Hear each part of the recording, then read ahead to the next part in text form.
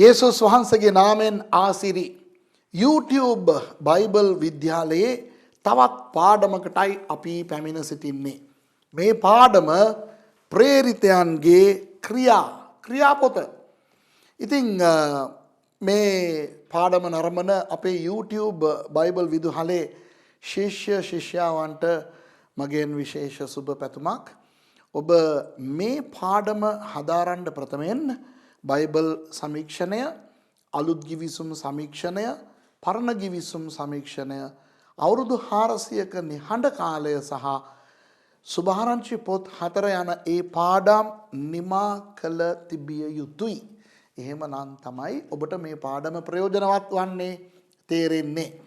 ඉතින් ඔබ හැමදාම වගේ මෙහි ඉගෙන ගන්න මේ පාඩම් පිළිබඳව කරුණු සටහන් කරගන්න ඕනේ.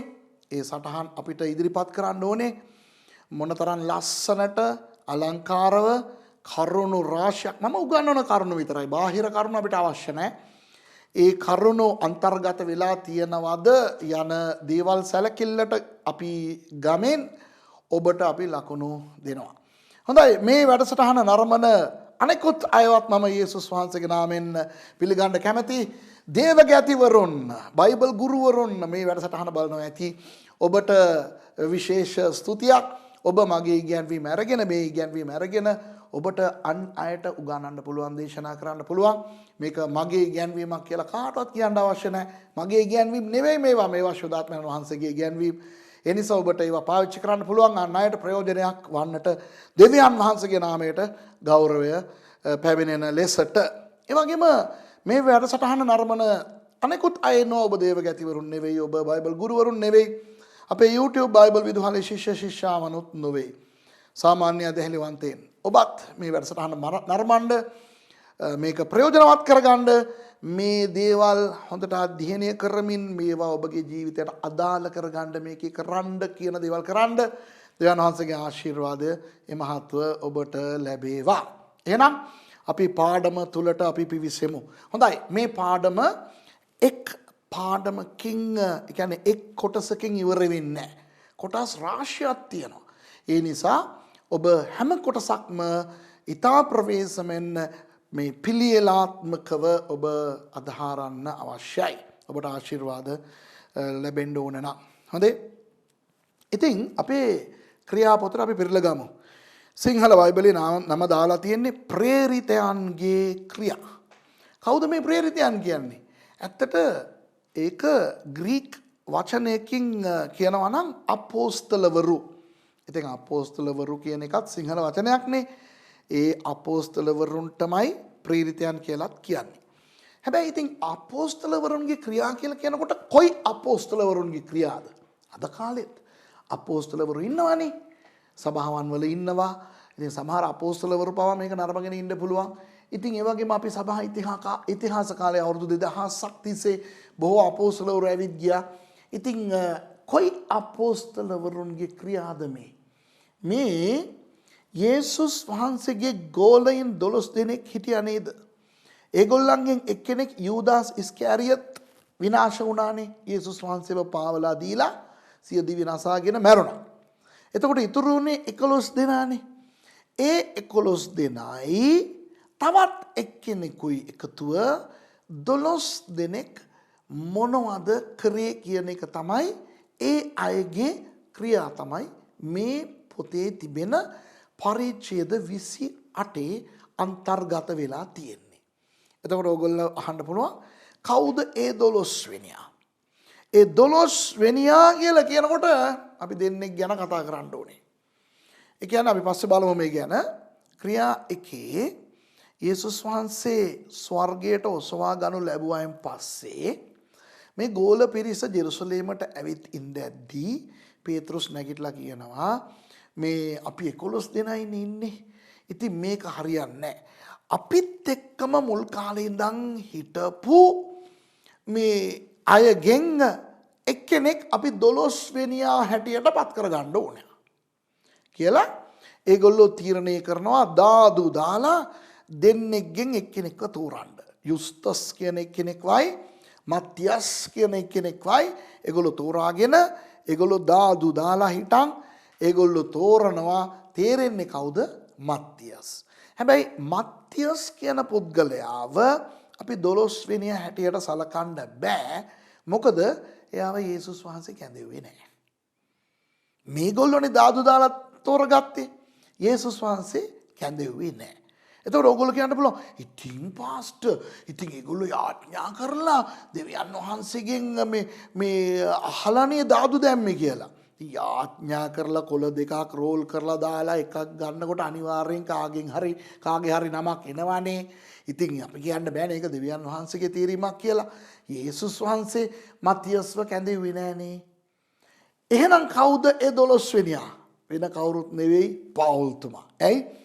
පවුල්තුමා පවුල් වෙන්නත් කලින් සාවුල් හැටියට ඉඳද්දී යේසුස් වහන්සේ ඍජුවම ඔහුට දර්ශනයෙන් පෙනී උන්වහන්සේ කැඳෙව්වා.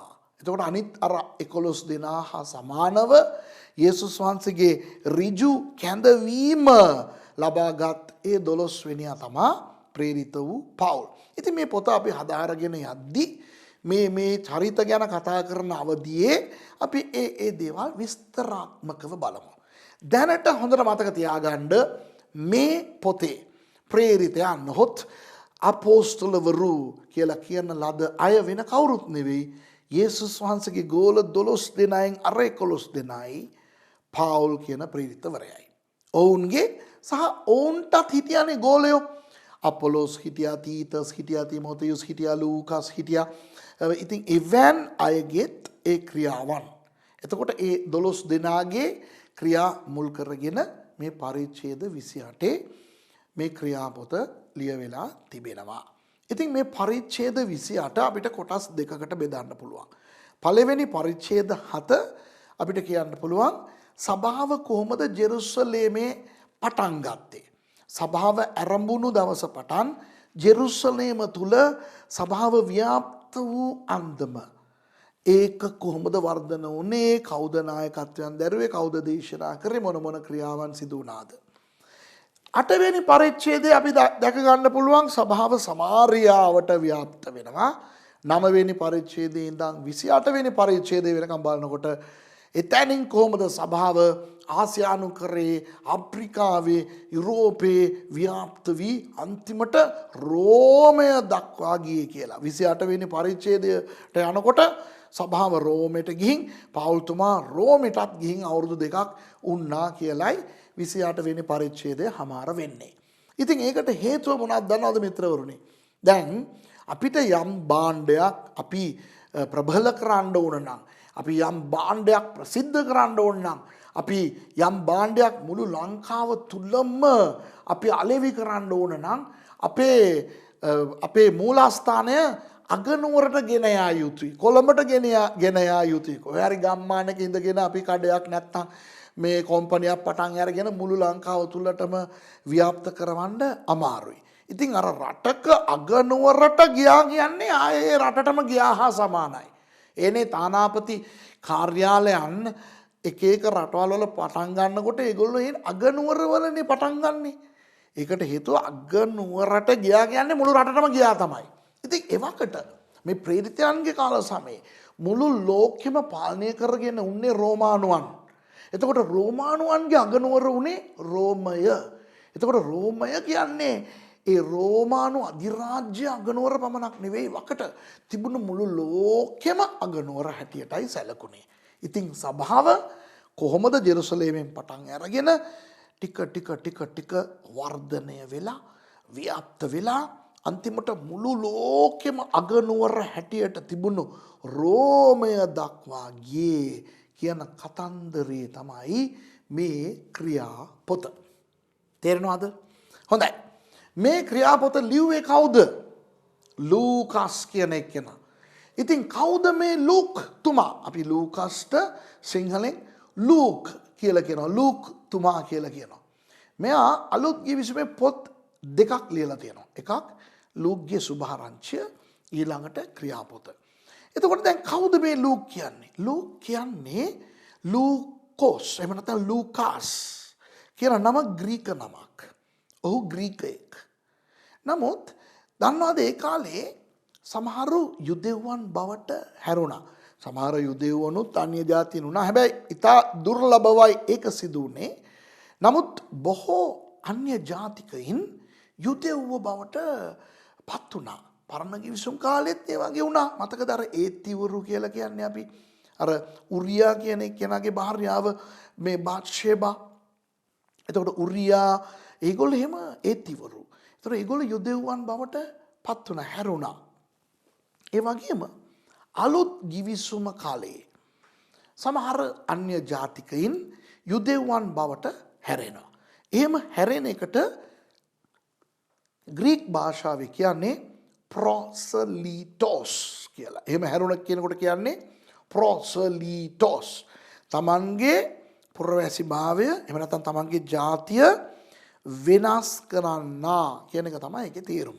අදටත් ඉතින් මේ වගේ දේවල් සිදු වෙනවානේ. සමහර අපේ මිනිස්සු පිට රටවල් වලට ගිහිල්ලා ජර්මානුවන් බවට ඉතාලිකාරයෝ හැටියට සුද්දු වගේ ඉන්නවනේ. හැම වෙනස් නොවුනාට බොහෝ දේවල් වෙනස් වෙනවානේ. පාස්පෝර්ට් එක වෙනස් වෙනවා, කන කෑම වෙනස් වෙනවා, භාෂා ශෛලිය වෙනස් වෙනවා, ටයන්න ඡයන්න වෙනවා, රයන්න රයන්න වෙනවා, වයන්න වයන්න වෙනවා. ඒ වගේ වෙනවානේ. ඉතින් අර සිංහල කට්ටිය ඊට පස්සේ මේ පිට රට උදවිය බවට පත් වෙනවානේ. ඉතින් ඒ වගේ දේවල් තියෙනවා. ඉතින් ඒක නීතියානුකූලව ඒවා ඉතින් පිළිගන්න පුළුවන්ද නැද්ද මන් දන්නේ නැහැ. ඒවා විතර කතා කරන්න එපා. මේවා මම නිතරම කතා කරන දේවල්නේ.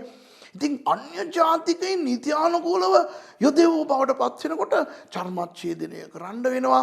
ව්‍යවස්ථාව ඉගෙන ගන්න වෙනවා. ඒ යුදෙව් ආගමික වතාවන් තුළට යන්න වෙනවා. ඒ සංස්කෘතිකමය දේවල් වලට ඒගොල්ලෝ සහභාගී වෙන්න වෙනවා. අන්තිමට යම් අවස්ථාවක ඒගොල්ලෝ ප්‍රකාශ කරනු ලබනවා මේ හාදය දැන් පටන් යුදෙව්වේ කියලා. එතකොට යාට කියන්නේ ප්‍රොසලීටෝස්. ඉතින් ඔය ප්‍රොසලීටෝස් වචනයෙන් ඉංග්‍රීසි අනුවාදය තමයි ප්‍රොසලයිට්. එතකොට දැන් ඔබ ඉංග්‍රීසියෙන් පොතක් කියවනවා නම් Google ගිහින් ඒකේ සර්ච් එන්ජින් එකේ මොකක් හරි එකක් ඔයගොල්ලෝ ගහලා බලනවා නම් නැත්තම් කාගේ හරි දේශනාවක් ඔයගොල්ලෝ අහනවා නම් ඒගොල්ලෝ කවුරු හරි he was a proselyte, Luke was a proselyte, Theophilus was a proselyte, Titus පෞල්තුමාගේ ගෝලයා තීතස් එයාත් ප්‍රොසලීටෝස් කෙනෙක්. එතකොට ප්‍රොසලයිට් කියලා කිව්වනම් දැන් ටං ගාලා ඔයගලන්ට මීටර වෙන්න ඕනේ. මේ වෙන කවුරුත් නෙවෙයි. ඉස්සර ග්‍රීකයෙක් හැටියට රෝමයෙක් හැටියට හිටපු හාදෙක් යුදෙවෙක් බවට පත් වෙලා කියලා. ඉතින් එහෙම තමයි ලූකස් කියන කෙනා ඉපදුනේ ග්‍රීකයෙක් හැටියට. නමුත් එයා මේ පත් වුණා යුදෙවෙක් හැටියට. වෙනස් වුණා. එයා වෛද්‍යවරයෙක්. ඉතින් ඒ කාලේ ගොඩක් වෛද්‍යවරු හිටියේ නෑනේ. ඉතින් අද කාලේ වගේ විශ්වවිද්‍යාල තිබුණේ නෑ. මේ මොකද්ද මේ වෛද්‍ය පීඨයන් තිබුණේ නෑ. ඉතින් ඒ නිසා ඉතා කලාතුරකින් තමයි කවුරු හරි දොස්තර මහත්තයෙක් හැටියට පත් වෙන්නේ. ඉතින් ওই වෛද්‍ය පාසලට කවුරු හරි ඉගෙන ගන්න ගියාම ඉතින් ඉතා සුළු ප්‍රමාණයක් තමයි අවුරුදු ගාණක් ඕකේ ඉඳන් ඉගෙන ගන්න. ලූකස් තමන්ගේ වෛද්‍ය විද්‍යාව හදාරන්න ගිය පාසලේ එයාගේ පන්තියේ හිටියා මෙයා වගේ තවත් අර ග්‍රීකයෙක් ඉඳලා යුදෙවෙක් බවට පත් වුණු එක්කෙනෙක්. එයාගේ නම තෙෝෆිලස්. එතකොට තෙෝස් කියන්නේ දෙවියන් වහන්සේ, ෆෙලෙෝස් කියන්නේ ආදරය, දෙවියන් වහන්සේට ආදරය කරන්නා. එතකොට එයාත් ග්‍රීකයෙක්, නමුත් දැන් යුදෙවෙක් බවට එයා පත් වෙලා. ඉතින් හිතලා බලන්නකෝ. ඉතින් මේ පන්ති කාමරේ පොඩ්ඩක් ඔයගොල්ලෝ හිතලා බලන්න. ඉතින් බොහෝ අය යුදෙව් ඇවිල්ලා ඉන්නවා, ග්‍රීකයන් ඉන්නවා, රෝමයන් ඉන්නවා, බොහෝ අය ඇවිල්ලා ඉගෙන ගන්නවා. නමුත් ලූක්තුමා දකිනවා තව එක්කෙනෙක් ඉන්නවා මෙයා වගේ. ඉතින් ගිහිල්ලා එයාත් එක්ක කතා කරලා මේගොල්ලෝ දෙන්නා යාළු වෙන්න ඇතිනේ. ඉතින් ඒ ඉස්කෝලේ ඉන්න කාලෙත් ඒගොල්ලෝ වෛද්‍ය ධූරය ඒ කියන්නේ වෛද්‍ය විද්‍යාව ඉවර කරලා යනකනොත් ඒගොල්ලෝ හොඳ මිත්‍රයන් බවට ඉඳලා ඇති. ඊට පස්සේ ඒගොල්ලෝ තමන්ගේ මේ ලිපින ඒගොල්ලන්ගේ දේවල් උවමාරු කරන්න ඇති. ඉතින් ඊට පස්සෙත් තෙෝෆිලස් එයාගේ රටට ගියා. ලූකස් මෙයාගේ රටට ආවා.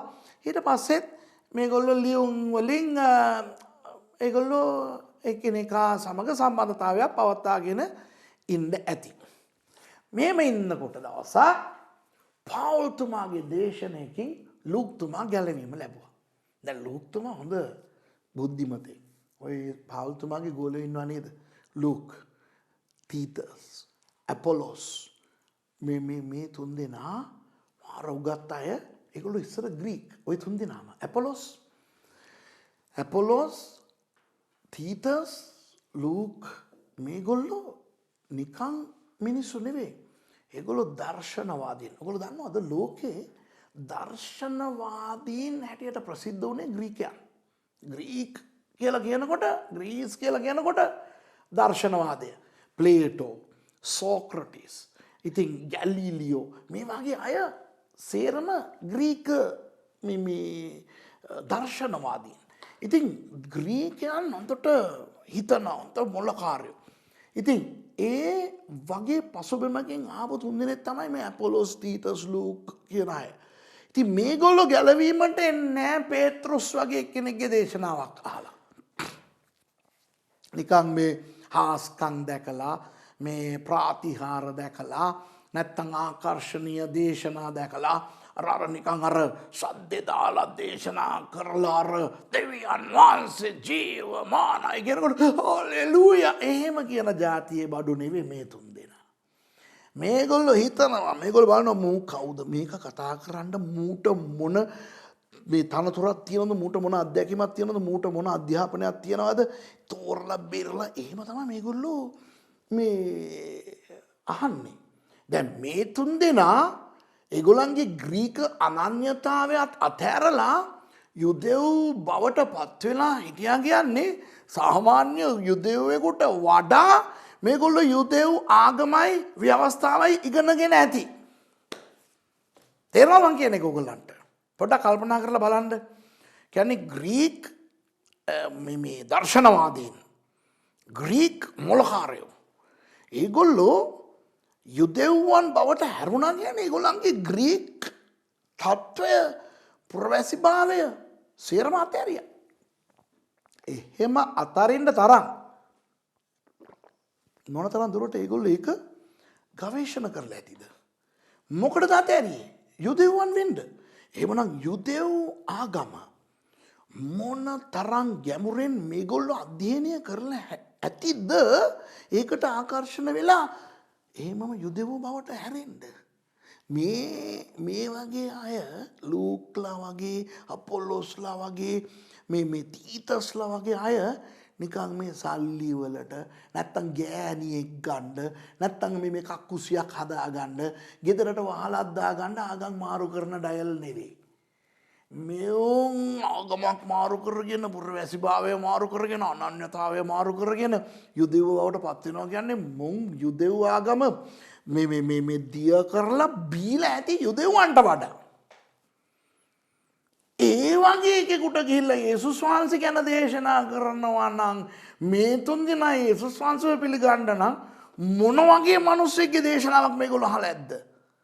පේත්‍රුස්ලා, මතෙවුස්ලා, බර්තලෝමෙවුස්ලාගේ දේශනාවට හරියන්නේ නැහැ. ඒ වගේ අයට තමයි දෙවනන්සේ පවුල්ලා වගේ අයව තෝරගත්තේ. කවුද පවුල් කියන්නේ? අපි පස්සේ පවුල් ගැන තව ඉගෙන ගමු. පවුල් කියන්නේ එසේ මෙසේ පොරක් නෙවෙයි. තාර්සස් වල ඉපදුනා කියන්නේ කොළඹ 7 ඉපදුනා වගේ. අර කොළඹ 7 ඉපදුනා කියලා කියන්නේ ආය නෑ. ඉතින් බංගලාවක ඉපදිලා තියෙන්නේ සල්ලි. එතකොට ටාර්සස් වල ඉපදුනා. ඉගෙන ගත්තේ කොහෙද? ඇලෙක්සැන්ඩ්‍රියාවේ. ඒ කාලේ ලෝකේ අධ්‍යාපනය මූලස්ථානයව තිබුණේ ඇලෙක්සැන්ඩ්‍රියාව. ඒ තමයි ලෝකේ විශාලතම පුස්තකාලය තිබුණේ. එතකොට ටාර්සස් ඉඳන් පිට රටකට ඊජිප්තුවට ගිහින් ඒ ඇලෙක්සැන්ඩ්‍රියාවේ විශ්වවිද්‍යාලයේ ඉගෙන ගත්තා පවුල්. වාව්! ඒ කියන්නේ ලංකාවේ කොළඹ 7 ඉපදිලා ලොකු පාසලක අධ්‍යාපනය ලැබලා එංගලන්තයේ ඔක්ස්ෆෝඩ් නැත්නම් කේම්බ්‍රිජ් ගිහිල්ලා ඉගෙන ගත්තා වගේ. ඊට පස්සේ ආගමික දේවල් ඉගෙන ගන්න කවුරු ළඟටද දන්නවද ආවේ? මගේ අම්මෝ. ඒ කාලේ හිටපු ඉහළතම මට්ටමේ රබිවරයෙක් වන ගමාලියෙල්. යුදෙව් ඉතිහාසයේ. යුදෙව් ඉතිහාසය. හොඳේ? ඒ කියන්නේ මම කියන්නේ මේ අද නැත්තම් ඒ වකවන්නේ මේ වකට නෙවෙයි. මුළු යුදෙව් ඉතිහාසයේම රබ්බිවරු 3 දෙනෙක් තමයි ඉහළතම මට්ටමේ ගුරුවරු බවට පිළිගනු ලැබිලා හිටියේ. එක්කෙනෙක්ගේ නම ශමයි, එක්කෙනෙක්ගේ නම හිලෙල්, එක්කෙනෙක්ගේ නම ගමාලියෙල්. අර හිලෙල් කියන එක්කෙනාගේ ගෝලයා තමයි ගමාලියෙල්. ඒ ගමාලියෙල්ගේ ශිෂ්‍යෙක් බවට පත් වුණා පවුල්. ගමාලියෙල්ගේ ශිෂ්‍යෙක් කියලා කිව්වහම ආයෙ එතනින් එහාට නෑ. උසස්ම උපරිම උගතෙක්. පවුල් කියන්නේ පුදුම උගත් මිනිස්සේ. හෙබ්‍රෙව් දන්නවා. ඇරමික් භාෂාව දන්නවා. ග්‍රීක් භාෂාව දන්නවා. ලතින් භාෂාව දන්නවා. ඊජිප්තුවන්ගේ කැලිග්‍රැෆි දන්නවා. ඒ කියන්නේ මම මේ භාෂාවන් තිබුණා කියලා සමහර භාෂාවන් ගැන දන්නවනේ. ඒ භාෂාවන් දන්නව නෙවෙයි. ඒ භාෂාවන් ගැන දන්නවනේ. ඒ වගේ මම දන්න භාෂාවලින් භාෂාවන් 5ක්ම දන්න බහුභාෂා පඬිවරයෙක් තමයි පවුල්තුමා. ඊට අමතරව සැන්හීඩ්‍රියන් කියන ඒ සංගමේ පුරවැසියෙක්ව හිටියා. රබ්බිවරයෙක්ව හිටියා. පාරිසිවරයෙක්ව හිටියා. ආය පවුල් කියන්නේ උසස්ම උපරිම උගත්ම උගතෙක්. ඒක තමයි දෙවියන් වහන්සේ දැන් දන්නවා පාවුල් මේ මිනිහාගේ නම සාවුල්නේ. ඔය සාවුල්ට දේශනා කරන්න යවන්න එකෙක් නැහැ. උගේ මට්ටමට කතා කරන්න එකෙක් නැහැ. මොකාව මොන ආලේපෙන් යවුවත් මූ අරුව පරද්දනවා. ඒ නිසා යේසුස් වහන්සේ සාවුල්ව කොහොමද ගැලවීමට ගෙනාවේ?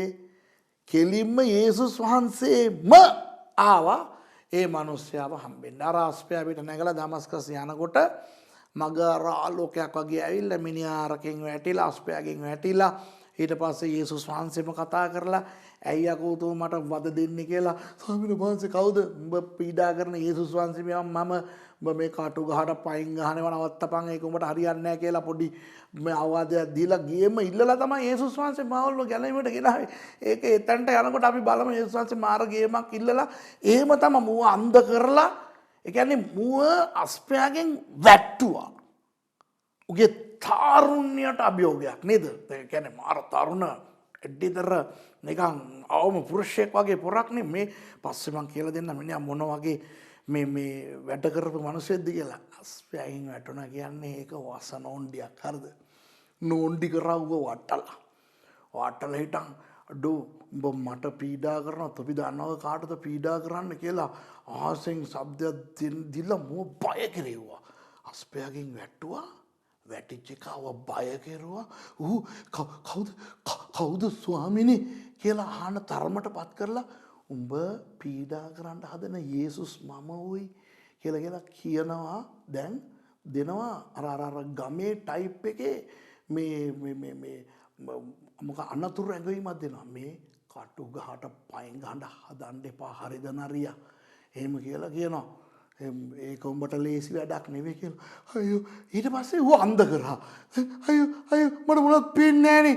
ඊට පස්සේ අර මුත් එක ආපුවම මෙයාව අල්ලගෙන යන්න වෙලා තියෙනවා. අර නෝන්ඩිම කරලා වටලා බය කරලා උට ජීවිතේ පා කරලා දමස්කස් වලට ගිහලා අන්ධයෙක් ඇරියට මෙහෙම ඉන්නවා. ඊට පස්සේම අනනියස් කියන එක ඇවිල්ලා යාඥා කරලා අර ඇහෙන් අර ජිල්පි ටිකක් වැටිලා මිනිහා සුව වෙලා. ඒ වගේ වෙන කාටද යේසුස් වහන්සේ ඒ වගේ ගැලවීමක් දුන්නේ? හිතලා බලන්න. වෙන කාටද ඒ වගේ ගැලවීමක් දුන්නේ? දැන් අර පේත්‍රුස්ලා මාළු වලගෙන වරෙන් කියලා යේසුස් වහන්සේ ගමුන් ආවා. මතෙව් ඉස්සර ලේවි හැටියට හිටපු කාලේ සුන්දන් අය කරන්නේ හැටියට හිටියා යේසුස් වහන්සේ වරෙන් කියලා කිව්වා ආවා. පවුල් වගේ පොරකට වරෙන් කියලා කිව්වම හා කියලා එන සයිස් එකේ බඩු නෙවෙයි උන්. ඒ නිසා යේසුස් වහන්සේ දුන්නා නියම ගේමක් මිනිහව ගන්න. ඇයි මිනිහා එච්චර උගත් එච්චර දඩබ්බර දැඩි මේ ඒ වගේ මිනිස්සෙක්. දැන් ඒ මිනිසා ගැලවීම ලබලානේ. මිනිහා දේශනා කරනකොට කොහොමද තියෙන්නේ? මිනිහාගේ දේශනාවල ඉතිහාසය තියෙනවා. පුරාවිද්‍යාව තියෙනවා. මිනිහා දේශනා කරනකොට ඒ භාෂාව අහන් ඉන්න ආසයි. උගතුන්ට පවා හරි ආකර්ෂණශීලී.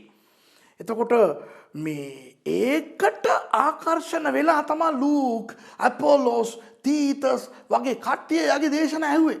අර භාෂා ආකර්ෂණයට ඒගොල්ලෝ ඉඩ දීලා දේශනාව අහනකොට ඒ දේශනාවේ තිබුණු පණිවුඩවල මේ අයගේ කන් සහ සිත් පිනවීමේ දේවල් අන්තර්ගත වෙලා තියෙනවා. ඒ නිසා පවුල්ගේ සේවයෙන් මේගොල්ලෝ ගැලවීමට ආවා. එතකොට ලූක්තුමා කොහොමද ගැලවීමට ආවේ? පවුල් වගේ ඉමහත් උගතෙකුගේ දේශනාවකින්. දැන් අපි මෙහෙම හිතමු. දැන් පවුල්තුමා සල්ලිකාරයෙක්නේ. උගතෙක්නේ. දැන් පාවුල්තුමාගේ සේවයේ දොස්තර මහත්තයෙක් ගැලවීමට ආවා කියන්නකෝ. දැන් පාවුල්තුමා ඒ දොස්තර මහත්තයා පිටිපස්සේ කෙල හලාගෙන යයිද? ඒ දොස්තර ડોක්ටර් මමනේ ડોක්ටර්ට සුභාරංචි කිව්වේ. ડોක්ටර් මගේ පල්ලියට එන්න. ડોක්ටර්ද සම්මාදන්ගෙම දෙන්න. ડોක්ටර් මට මේ දවස්වල පොඩි අවශ්‍යතාවයක් තියෙනවා. සල්ලි ටිකක් ඕන වෙලා තියෙනවා. ණය ටිකක් බේරන්න. යාඥා කරගන්න. ඒ වගේ තුන්වෙනි පන්තිය දේවල් පාවුල්තුමා දොස්තර ලුක්ට කියලා ඇතිද? නෑ. පාවුල්තුමා රැස්පැට් එක තියාගෙන තමයි ඉන්න ඇත්තේ. දැන් ඕක කොහොම තියෙද්දි අරේ තියෝෆිලස් ගැලවීමට ඇවිල්ලා. කොහොමද කියලා අපි දන්නේ නැහැ. තියෝෆිලස් එයාත් අර ග්‍රීකයේ හැටියට ඉඳලා යුදෙව්වේ හැටියට පරිවර්තනය වුණ එක්කෙනෙක්නේ. දැන් එයා කොහෙන් හරි සුභාරංචාලා ඒ මනුස්සයා දැන් යේසුස් වහන්සේ පිළිගත්තා. දැන් යේසුස් වහන්සේ මේ මනුස්සයා පිළිගත්තාම මේ මනුස්සයා දොස්තරනේ. අන්න දැන් කචඩ පොරවල් ටික දැන් ඒ දොස්තර ගාවට දුවනවා. එක්කෙනෙක් කියනවා මේ ડોක්ටර් ඔයා දන්නවද ඔයා ගැලවීම ලබන්න ඕනේ කියලා මම කොච්චර යාඥා කරාද කියලා. ડોක්ටර්ද සමහර දේවල් කියලා දෙන්නද? ඉතින් ડોක්ටර්තුමාත් දැන් ගැලවීම ලැබලා අලුත්නේ. හරි කියලා දෙන්න කියලා කියනකොට ඒගොල්ලෝ මේ පත්‍රිකාවක් දෙනවා. මේකේ බලන්න මම ලියලා තියෙනවා කොහොමද යේසුස් වහන්සේ සේවය කරේ කියලා. ඉතින් ඒක අරන් මෙයා කියවනවා. කියවලා අරහාදය ගියාන් පස්සේ තව පොරක් කියනවා. ඒ මනුස්සයා ඇවිල්ලා තව එකක් දෙනවා මෙයාට මේ ડોක්ටර් ඔයා ගැලවීම ලබන්න ඕනේ කියලා මම ගොඩාක් යාඥා කරා. දැන් හැම එකටම ડોක්ටර් තියෝෆිලස් ඕන වෙලා තියෙනවා. ඉතින් ඒවා ඉතින් අපිට අලුත් නෑ නේ. අපිට සංස්කෘතියේ හැම කෙනාම නෙවෙයි. සමහර අය ඔහොමනේ. සල්ලිකාරයෙක් ගැලවීම ලබලා ඉන්න බෑ. ඉංග්‍රීසි වචන දන්න කෙනෙක් ගැලවීම ලබලා ඉන්න බෑ. හොඳ කාර් එකක ඉන්න බෑ. කියලහලාගෙන පස්සෙන් යන්නේ උන් ඉන්නවා. සමහර අය ඔබට නේ මං කියන්නේ මම වෙන අයට කියන්නේ. ඉතින් ඒ වගේ තියෝෆිලස්ට දැන් ඔක්කොම අවුල් වෙලා. අවුල් වුණාම ලූකස් ලියනවා මචං තියෝ මං ගැලවීම ලැබලා බං මං යේසුස් වහන්සේ පිළි අරගෙන බං කියලා මෙයා ලියුමක් කියනවා. ඒක බලලා තියෝෆිලස්ට ෆුල් හැපි. තියෝෆිලස් ලියනවා ලූක් මමත් ගැලවීම ලැබලා බං මමත් දැන් උඹ වගේ බං. හැබැයි මට පොඩ්ඩක් මං අවුල් වෙලා බං මම එක එක පත්‍රිකාම 60ක් විතර තියෙනවා. ඒ 60ේම කතා 60ක් විතර තියෙනවා බං මට පොඩ්ඩක් මට සපෝට් එකක් දියන් මට පොඩ්ඩක් කියලා දීපන් කියලා. දැන් ඒකට තමා අපේ ලූක්තුමා එයාගේ ලූක් සුභාරංචි ලියන්නේ අතර සුදාත්මන් වහන්සේගේ දේවානුභාවයෙන් තමයි. හැබැයි ඉතින් කොහොමද එයා ඒක පටන් ගන්න කියලා පොඩ්ඩක් පෙරලා ගන්න මාත් එක්ක ලූක් පළවෙනි පරිච්ඡේදයේ පළවෙනි පදයට. හොඳේ ලූක් 1:1 අපි බලමු මේ ලූක්තුමා මොනවද මේ තියෝෆිලස්ට කියන්නේ? අති උත්තම වූ තියෝෆිලස්නි. යාළුවා වුණාට එයා දොස්තර මහත්තයෙක්නේ. දැන් අපි ලියනකොට ලියන්නේ my dear sir රේ වගේ. අති උත්තම වූ තියෝෆිලස්නි. පටන් ගැන්මේ සිට ඇසින් දුටුවාවුත් හා වචනේ සේවකයන්ව සිටි අය විසින් අපට දන්වා දුන් ප්‍රකාරයට අප අතරෙහි ඉෂ්ට වී තිබෙන කාරණා ගැන කතා වස්තුවක් රචනා කරන්නට බොහෝ දෙනෙකු විසින් පටන්ගෙන තිබෙන බැවින් බොහෝ දෙනෙක් එකෙකා ඌට ඕන විදිහට ලියනවා මාචෝ. ඔබ යමක් ගැන ඉගෙනීම ලැබුවේහිද? ඒ කාරණාවල සත්‍යකම ඔබ විසින් දැනගන්නා පිණිස මමත් මූල පටන් ක්‍රමයට සියලු කාරණා හරියාකාරව විමසා බලා ඒ දේ පිළිවෙලින් ඔබට ලියා එවීම සුදුසුයයි සිතුවෙමි.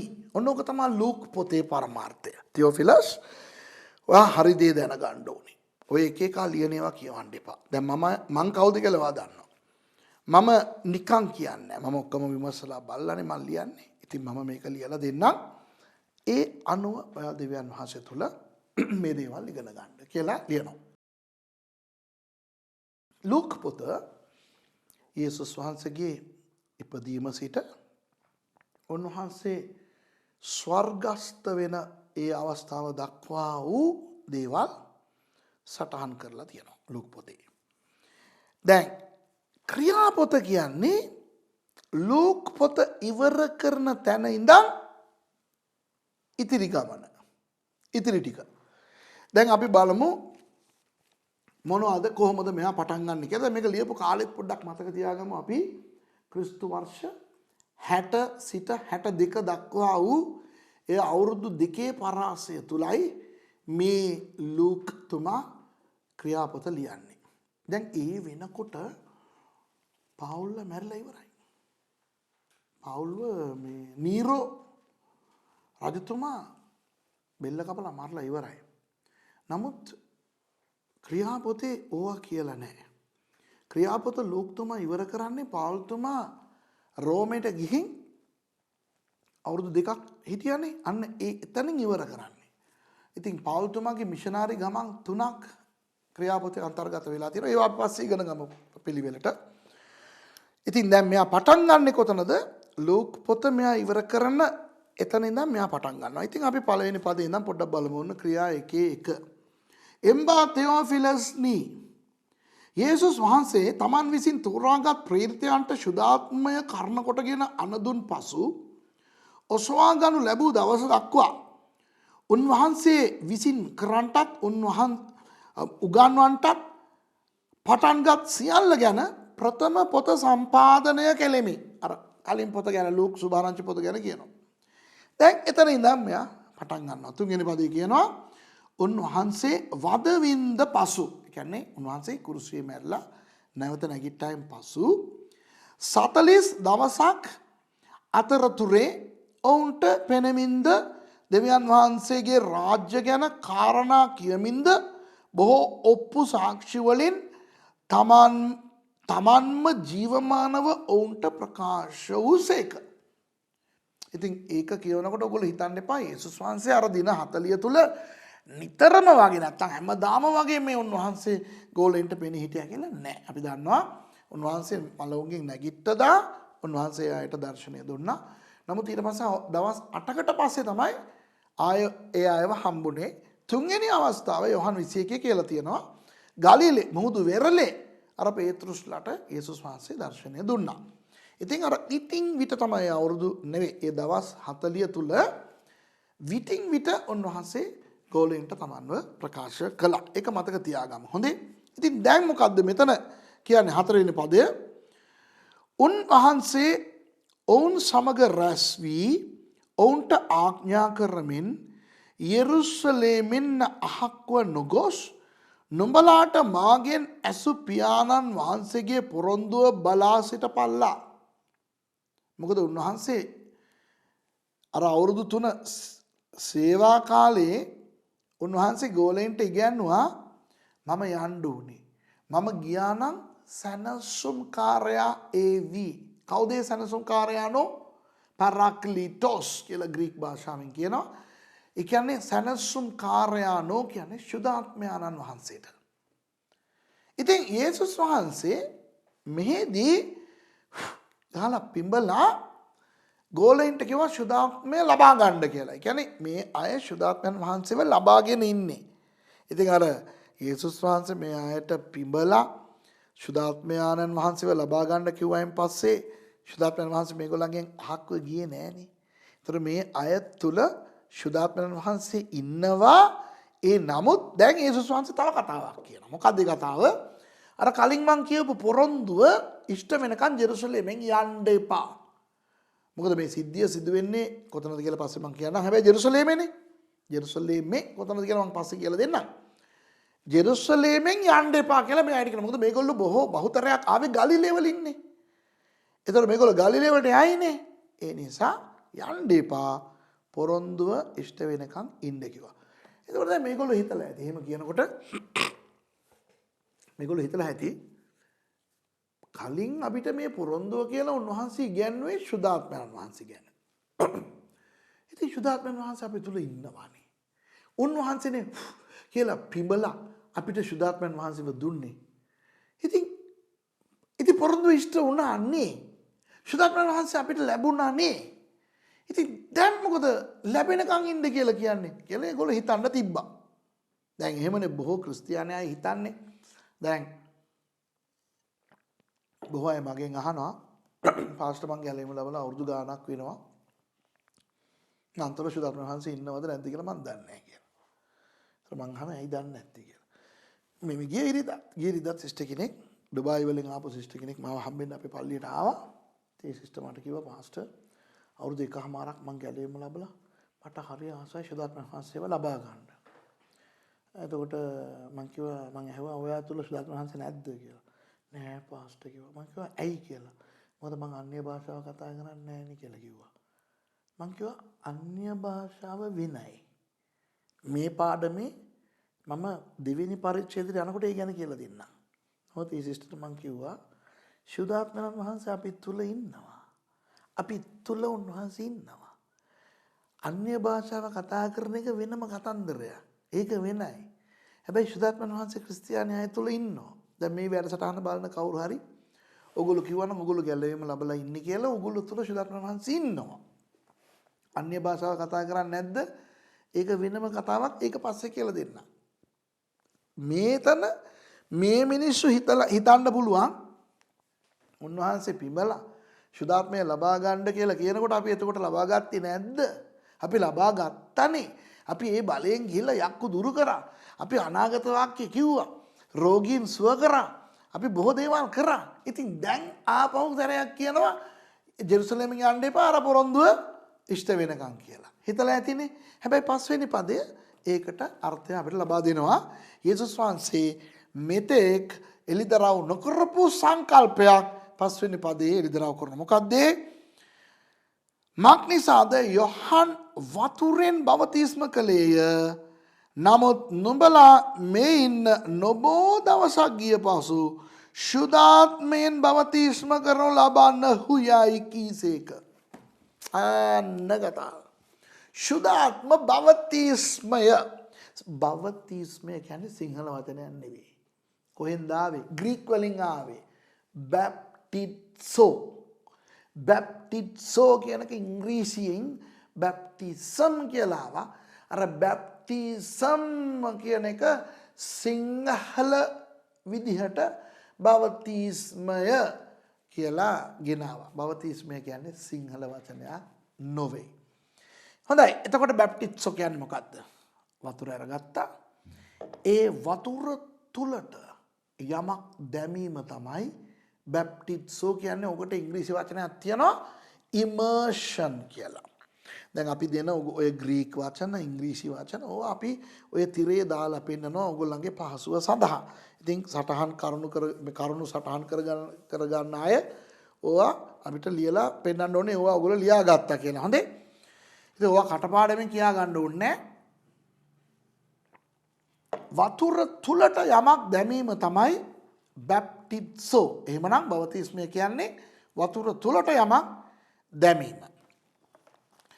දැන් වතුර තුලට යමක් දැමීම හා සමානව දැන් ශුද්ධාත්ම බවතිස්මය කියලා කියනකොට එතකොට ශුද්ධාත්මයන් නම් තුලට යෑම වෙන්න ඉපේ.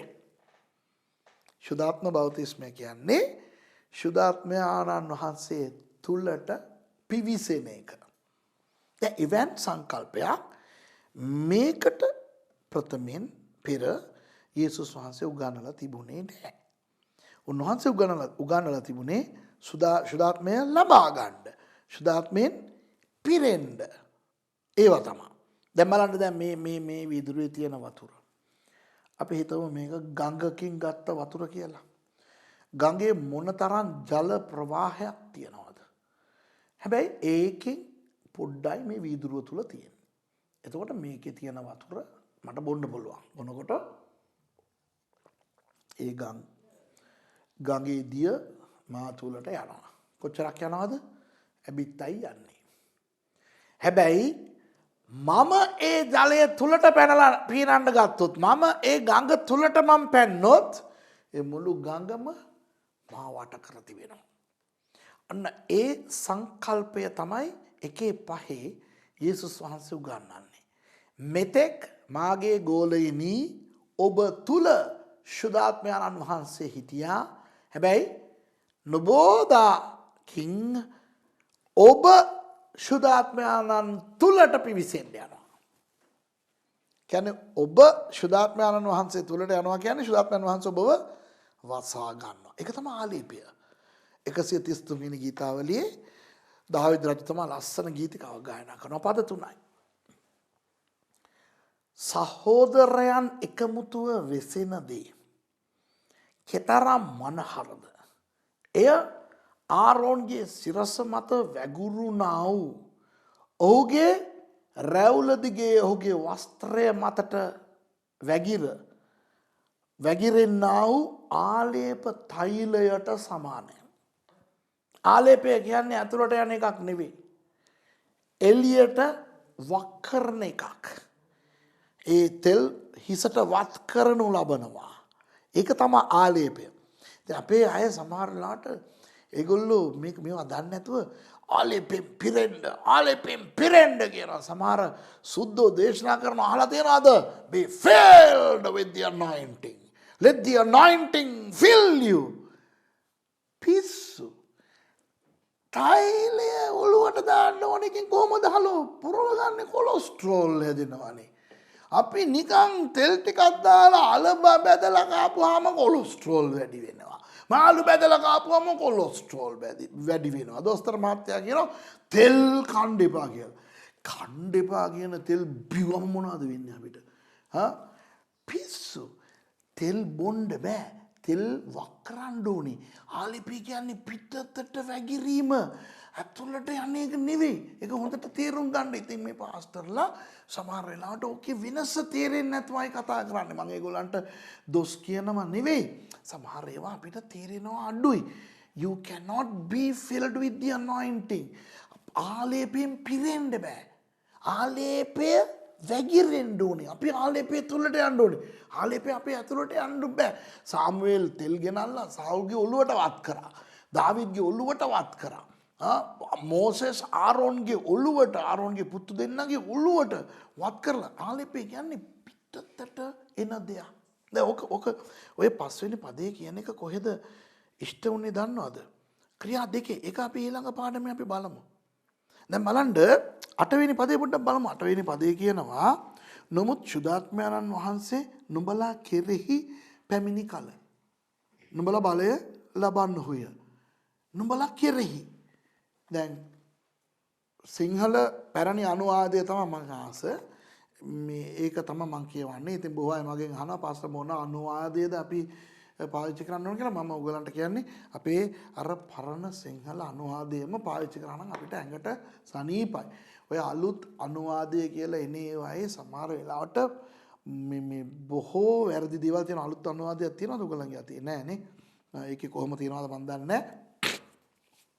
ග්‍රීක් වල තියෙන්නේ ශුද්ධාත්මයන් වහන්සේ නුඹලා මත පැමිණෙන කල. දැන් මෙතන කිං ජේම්ස් වර්ෂන් බයිබලේ තියාගෙන කෙනෙක් ඉන්නවා. එයාගේ බයිබලේ තියෙන්නේ when the holy spirit හයියෙන් කියනවා ආපහු මෙතනට ඇවිල්ලා හයියෙන් කියවන්නකෝ ඔක ওই පදේ 1:8 මේ Acts chapter 1 verse 8 හොඳට අහගන්න. හයියෙන් මයික් එකෙන් යන්න. Acts chapter 1 verse 8 but ye shall receive power after that the Holy Ghost is come upon you. Upon you. දැන් මං ගාව තියෙනවා new international version එක. ඒක කියනවා but you will receive power when the Holy Spirit comes on you. King James version එකේ කියනවා upon you. NIV එකේ කියනවා on you. ඒකට හේතුව ග්‍රීක් වලින් කියනවා මත. එතකොට upon කියන්නේ පිටත. on කියන්නේ උඩ. එහෙම තමයි තියෙන්නේ. ඉතින් කෙරෙහි කියලා සිංහලෙන් කියන එක පොඩ්ඩක් අපහැදිලි. ඒතකොට ඔයගොල්ලෝ කියනවා ඉතින් පාස්ටර් කමන්නේ නැහැ ශුද්ධාත්මයන් වහන්සේ එනවා නෑ පොඩ්ඩක් ඉන්න. අපි ඇතුලේ ශුද්ධාත්මයන් වහන්සේ ඉන්නවා. අපි තුල ශුද්ධාත්මයන් වහන්සේ ඉන්නවා. එතකොට ආපහු ශුද්ධාත්මයන් වහන්සේ එනවා කියලා කියන්නේ මොකද්ද කියන එක තේරුම් ගන්න ඉබේ. ආපහු ඇතුලටම එන්න බෑනේ. ඉතින් මේ මොකද්ද? නුඹලා මත නුඹලා පිට ශුද්ධාත්මයන් වහන්සේ පැමිණෙන කල නුඹලා බලය ලබන්නහුය. ඊට පස්සේ කියනවා එවිට නුඹලා යෙරුසලේමෙහිද මුළු යුදයෙහිද සමාරියෙහිද පොළොවේ සීමාව දක්වාද මාගේ සාක්ෂිකාරයෝ වන්නහුයයි කීසේක. මේ බලන්න මේක කියලා තියෙනවා නමුත් ශුද්ධාත්මයන් වහන්සේ නුඹලා කෙරෙහි පැමිණි කල නුඹලා බලය ලබන්න ඕනේ. මොනවටද බලය?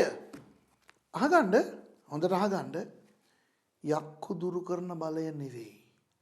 සුව කිරීමේ බලය නෙවෙයි. සුභාරංචිය දේශනා කරන බලය නෙවෙයි.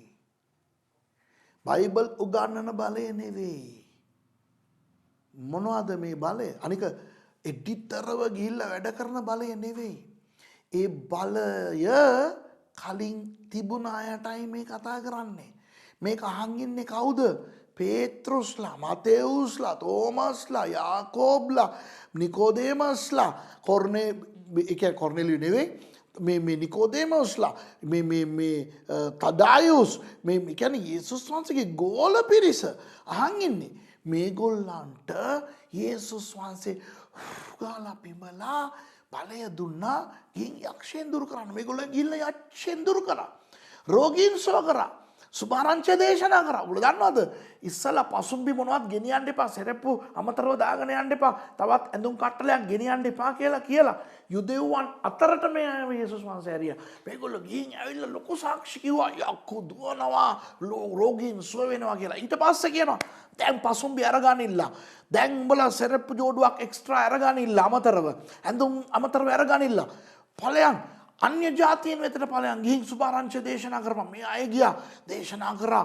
මේ අය යක්කු දුරු කරා. මේගොල්ලෝ හාස්කම් කරා. ඉතින් මේ ගොල්ලන්ට මේ අර ශුද්ධාත්මයන් වහන්සේ තුලට යන්නත් කලින් මේගොල්ලන්ට මෙවන් බලය තිබුණා මිත්‍රවරුනි. හොඳට අහගන්න. මේ ශුද්ධාත්මයන් වහන්සේ අපි මතට එන්න ඕනේ. අපි යක්කු දුරු කරන්න. අපි සුව කරන්න. අපි සුභාරංචිය දේශනා කරන්න. අපි හාස්කම් කරන්න. දේශනා කරන්න. උගන්වන්න. ශුද්ධාත්මයන් වහන්සේ අපි තුල ඉන්නවනම් ඕවා කරන්න පුළුවන්. යේසුස් වහන්සේ මෙතන කියන්නේ වෙනම කතාවක්. මොකද්ද? නුඹලා මගේ සාක්ෂිකාරයන් වන්න හොය. යේසුස් වහන්සේ අත්අඩංගුවට ගත්ත රෑ පේත්‍රුස්ට මොනවද උනේ? අනිත් 10 දෙනාට මොනවද උනේ? දැන් අනිත් 10 දෙනා පැත්තකින් තියමුකෝ. පේත්‍රුස්නේ අර නිකන් මේ කජු ඇටේ වගේ එළියට හැම වෙලෙම පැන ඉන්නේ පේත්‍රුස්නේ. මොකද පේත්‍රුස් තමයි ඒ 12 දෙනායි වැඩිම වයස තියෙන පුද්ගලයා. මොකද එයා බැඳලා හිටියා අවුරුදු 40න් ඉහළ. යේසුස් වහන්සේටම 30යි. අනිත් අයටත් ඒ වගේ 30 32 35 ඒ වගේ. 40 පැනලා හිටපු එකම මිනිස්සයා පේත්‍රුස්. මොකද එයා බැඳලා හිටියානේ. ඇයි නැන්දම්මට යේසුස් වහන්සේ සුවේ දුන්නේ? එතකොට ඒ තරම් එඩිතරව හිටපු පේත්‍රුස් යේසුස් වහන්සේව ගෙත්සමනේ උයනේ අත්අඩංගුවට ගන්නකොට මල්කුස්ගේ කන කපපු පේත්‍රුස් යේසුස් වහන්සේව කායිෆස්ගේ රජමාලිගාවේ පරීක්ෂණයට ලක් කරනකොට මතකද බය වුණා. 3 සැරයක් මම යේසුස් වහන්සේව දන්නේ නැහැ කියලා කිව්වා. ඇයි යේසුස් වහන්සේගේ සාක්ෂිකාරයෙක් වෙන්න අවශ්‍ය බලය ලැබිලා තිබුණේ නැහැ. නමුත් යක්කු දුරු කරපෙන්නා, දේශනා කරපෙන්නා, රෝගීන් සුව කරපෙන්නා සාක්ෂිකාරයෙක් ඉන්න බලය තිබුණේ නැහැ. මිත්‍රෝනේ මේක හොඳට මතක තියාගන්න. ඔබට දීමනා තියෙන්න පුළුවන්. ඔබ යක්කු දුරු කරනවා වෙන්න පුළුවන්, දේශනා කරනවා වෙන්න පුළුවන්, ඔබ සුව කරනවා වෙන්න පුළුවන්. නමුත් සාක්ෂිකාරයෙක් හැටියට යේසුස් වහන්සේ වෙනුවෙන් පපුව ඉදිරියට දාගෙන ඉන්න අපිට බලය ඕනේ. ඒ බලය අපිට ලැබෙන්නේ අභ්‍යන්තර වෙනේ පිටින්. ඒ කියන්නේ මම කියලා දෙන්නම්කෝ. දැන් අපි ළඟ තියනවා කඩුවක්. අපි කඩුවෙන් සටන් කරන්න පුළුවන් සොල්දාදුව වෙනවා. හැබැයි ඒ සොල්දාදුවා අභ්‍යන්තරයෙන් මොනතරම් බලය තියන් හිටියත් මදි සතුරට එරෙහිව එඩිතරව යන්න ඕනේ නම් සතුරගේ ආයුධ අපේ ඇඟට වදිනකොට අපිව ආරක්ෂා කරගන්න බාහිර ආවරණ කට්ටලයක් අපිට ඕනේ. ඔළුවට පහර වදිනවා. නමුත් ඒක අපි ඔළුවට වදින්න නැතුව හිස් වැස්මක් අපිට ඕනේ. අපේ හෘද වස්තුවට පිහින් යන්නත් අපි මැරෙන්න පුළුවන්. ඒක ආවරණය කරන්න අපිට පලියක් ඕනේ. අපිට හිස් වැස්මක් මේ ලය වැස්මක් අපිට ඕනේ. අපිට සෙරප්පු නැතුව දුවන්න පුළුවන්. නමුත් සටන් බිමක පොළොවේ මොන දේවල් තියනවද අපි දන්නේ නැහැ. ඒ නිසා හොඳ සපත්තු ඕනේ. මේවා තමයි බාහිර ආවරණ කට්ටලය. ආයුධ කට්ටලේ නෙවෙයි. ආයුධය මොනවාද? කඩුව, පිහිය. ඒවා තමයි ආයුධය. නමුත් ආවරණ කට්ටලයක් ඕනේ. ඒතකොට ඒ ආවරණ කට්ටලේ තිබුණා නම් කඩුව තියන් ඉන්න එක ළඟට බය නැතුව යන්න පුළුවන්. හෙල්ල තියන් ඉන්න එක ඉදිරියට බය නැතුව යන්න පුළුවන්. ඇයි? උඹ හෙල්ලෙන් ගැහුවත් කඩුවෙන් කැපුවත් ඇඟට වදින්නේ නැහැ. ඕයි මට ආවරණයක් දාලා තියෙනවා. බාහිරව පිටින්. ඒක තමයි මෙතන විශ්වාසය කියන්නේ. අභ්‍යන්තර බලය නෙවෙයි. මොකද අභ්‍යන්තර බලය දීමනා. ශුද්ධාත්මයන් වහන්සේ ඇතුලේ ඉන්නවනේ. ඇතුලේ ඉන්න ශුද්ධාත්මයන් වහන්සේ තුලින් යක්කු දුරු කරනවා, සුව කරනවා, දේශනා කරනවා, ඔක්කොම જાති කරනවා. හැබැයි සාක්ෂිකාරයෙන් හැටියට එඩිතරව පපුව ඉදිරියට දාන්න පිටස්තර බලයක් ඕනේ. ඔළුව ඉස්සරහට ගේන්න ඔළුවට ආවරණයක් ඕනේ. ඒක තමයි ශුද්ධාත්ම බවතිස්මය. ඒ ගැන දෙවෙනි පරිච්ඡේදය අපි බලන්න යනවා. දැන් යේසුස් වහන්සේ කියනවා උඹලා මගේ සාක්ෂිකරුවන් වෙන්න යනවා. සාක්ෂිකරුවන් වෙන එක වෙනයි යක්කු දුරු කරගෙන අරවා මේවා කරගෙන ඉන්න එක වෙනයි. තේරෙනවද? එතකොට දැන් මෙතන යේසුස් වහන්සේ කියන එක අනාගත වාක්‍යයක් හැටියට අපි ගන්න පුළුවන්. යේසුස් වහන්සේ මොනවා කිව්වත් ඒක ඉතින් අනාගත වාක්‍යයක් වගේනේ. ඒක ක්‍රියාපොතේම ඉෂ්ට වෙනවා. බලන්න යේසුස් වහන්සේ කියනවා නුඹලා ජෙරුසලේමට යන්න. ගිහින් ඉන්න පියාණන් වහන්සේගේ පොරොන්දුව ලැබෙනවා. එතකොට ශුද්ධාත්මයන්න් වහන්සේ නුඹලා කෙරෙහි පැමිණි කල කියලා කියනවානේ. ඕක සිදු වුණා ක්‍රියා දෙකේ. බලය ලබන්න හොය. ක්‍රියාපොතේ අපි ඉගෙන ගන්න යනවානේ මොන විදියට ඒගොල්ලන් බලය ප්‍රකාශ කරගෙන හිටියද කියලා. දැන් සාක්ෂිකාරය වෙන්න යනවා. කොහෙද? ජෙරුසලේමේ. ඉස්සලා ජෙරුසලේමේ පේතෘස් දේශනා කරනකොට 3000ක් ගැලවීමට එනවා. සභාව පටන් ගන්නවා. ඔන්න ජෙරුසලේමේ සභාව වර්ධනය වෙනවා. දැන් ටිකින් ටික ව්‍යාප්ත වෙලා ඊළඟට යුදේයාවේ අනිත් ප්‍රදේශවලට යනවා. ගාලිලි වලට යනවා. අනිත් ප්‍රදේශවලට යනවා සුභාරංචිය. ක්‍රියා 8 වෙනි පරිච්ඡේදයට එනකොට ෆිලිපොස් කියන එකේනා ෆිලිප් කියන එකේනා සමාරියාවට ගෙන යනවා සුභාරංචිය. අන්න දැන් සමාරියාවටත් ගියා. 28 වෙනි පරිච්ඡේදය වෙනකොට රෝමයට ගියා. කලින් කිව්වා වගේ මේ ලෝකේ අගනුවර හැටියට තිබුණු රෝමයටත් සුභාරංචි ගියා කියන්නේ ආයේ මුළු ලෝකෙටම ගියා. ඒතර මේ පදේ අනාගත වාක්‍ය ක්‍රියාපොත තුලම ඉෂ්ට වී හමාර වුණාද නැද්ද බලන්න. අන්න ඒක තමයි අපේ යේසුස් වහන්සේ. ජෙරුසලෙමෙන් පටන් ගත්තා, යුදේයාවෙන් පටන් ගියා, සමාරියාවට ගියා, කෙලින්ම මුළු ලෝකෙටම ලෝකාන්තයටම ගියා. ඔන්න ඒක තමයි 8 වෙනි පදේ. හොඳයි. දැන් එතකොට අපි බලමු මොකද්ද දැන් 5 වෙනි පදයෙන් පස්සේ මොකද්ද සිදු වෙන්නේ කියලා. 6 වෙනි පදේ. එහෙයින් ඔහු රැස් වූ විට ස්වාමිනි මේ කාලයේදී ඔබ ඊශ්‍රායල්ට රාජ්‍ය නැවත පිහිටුවා දෙනසේක් දැයි උන්වහන්සේගෙන් ඇසුවෝය. මිත්‍රවරුනි මිනිසුන්ගේ බොළඳත්වය ප්‍රකාශ වෙන දෙයක් තමයි මේක. දැන් මම පැහැදිලි කරන්නම්. යේසුස් වහන්සේ 5 වෙනි පදේ මාර ආධ්‍යාත්මික එළිදරව්වක් ලබලා දෙනවා. මීට පෙර යේසුස් වහන්සේ උගන්වපු නැති, පෙන්눔 කරලා දීපු නැති, හෝඩුවාවකින් පවා දන්වපු නැති සංකල්පයක් ඉදිරිපත් කරනවා. මොකක්ද මේ සංකල්පය? ශුද්ධ ආත්ම බවතිස්මය. පළමු වතාවටනේ මේ අය ඒ වචනය අහන්නේ. ශුද්ධාත්මය කියලා දන්නවා, බවතිස්මය කියලා දන්නවා, යොහන් බවතිස්ත ගැන දන්නවා, වතුර බවතිස්මය දන්නවා. යේසුස් වහන්සේ කියනවා යොහන් වතුරෙන් බවතිස්ම කරා. නමුත් නොබෝදාකින් නුඹලා ශුද්ධාත්ම බවතිස්මය ලබයි කියලා කියනකොට අහන් හිටපු මිනිස්සු 500ක් විතර අහන් ඉන්නවා. ඒගොල්ලෝ හොල්මන් වෙලා මොකද්ද ස්වාමීනි මේක ඔබ වහන්සේ අර අවුරුදු 3මාර අපිත් එක්ක ඉඳද්දි ඉගෙනුවේ නෑනේ. හරිනම් පේත්‍රොස් කියන්න ඕනේ ස්වාමීනි මොකද්ද මේ අලුත් කතාව? ඕක තව ටිකක් අපිට පැහැදිලි කරන්න කියලා කියන්න ඕනේ. මෙවැනි අලුත් සංකල්පයක් යේසුස් වහන්සේ උගන්වනවා. ඒක අහපු ගමන් මුන් අහන ප්‍රශ්නේ මොනවද දන්නවද? එතකොට මේ කාලෙද මේ ඊශ්‍රායල් වරුන්ව වහන්සේ රෝමානුවන්ගේ පාලනයෙන් බේරන්න යන්නේ. මම උතුරින් ඉඳලා තිබ්බනම් යේසුස් වහන්සේ කියනවා ස්වාමීනි මුන්ට හෙනයක් වාටන්න හෙන 7ක් එකක් මදි මුන්ට. ඇයි? ඔයගලන්ට තේරෙනවද මං කියන එක? මේ ඕගලන්ට තේරෙනවද මං කියන එක? නැත්තම් ඕගොල්ලෝ නිකන් ඔහේ බලන් ඉන්නවා නිකන් බිබික්කන් වගේ.